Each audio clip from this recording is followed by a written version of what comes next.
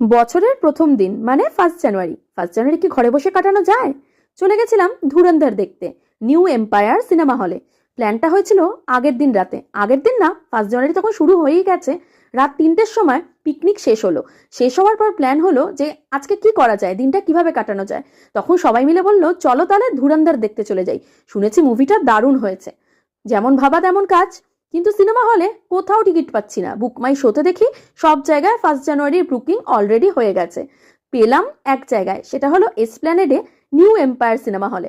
প্রথমবার গেলাম, দেখলাম সিনেমা হলটা অনেক দিনের আগের। অনেক কিছু ওখানে পুরোনো দিনের সেই প্রজেক্টর মেশিনগুলো সেগুলোও রাখা আছে। দেখে বেশ ভালোই লাগলো। কিন্তু একটা জিনিস বলতেই হবে, সেটা হচ্ছে যে স্ক্রিনটা ছিল সেটা অনেক পুরনো ছিল, একটু ডার্ক আসছিল। অবশ্য জানি না ধুরন্ধরের পিকচারাইজেশনও ওরকম হতে পারে। তবে একটাই জিনিস খুব ভালো লেগেছিল, সেটা হলো খাবার দাবার আমরা কিন্তু বাইরে থেকে কিনে আরামসে ব্যাগে করে নিয়ে ভেতরে বসে বসে সিনেমা দেখতে পারি। এখন আর কোনো মাল্টিপ্লেক্সেই সম্ভব হয় না। ওখানে বসে বসে ওই 400 টাকা 500 টাকা দিয়ে এক বাকেট পপকর্ন কিনতে হয়।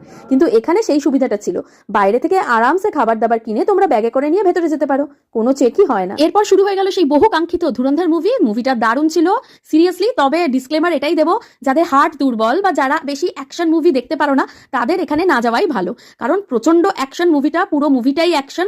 আর সেই অ্যাকশনগুলো মানে চোখে দেখার মতো নয়, মানে সাংঘাতিক। কি আর কিছু বলার নেই, মুভিটা অ্যাকচুয়াল ট্রু ইনসিডেন্ট নিয়ে হয়েছে। তো পারলে সবাই এটা দেখে এসো, এটাই বলবো। কেমন লাগলো ধুরন্ধর?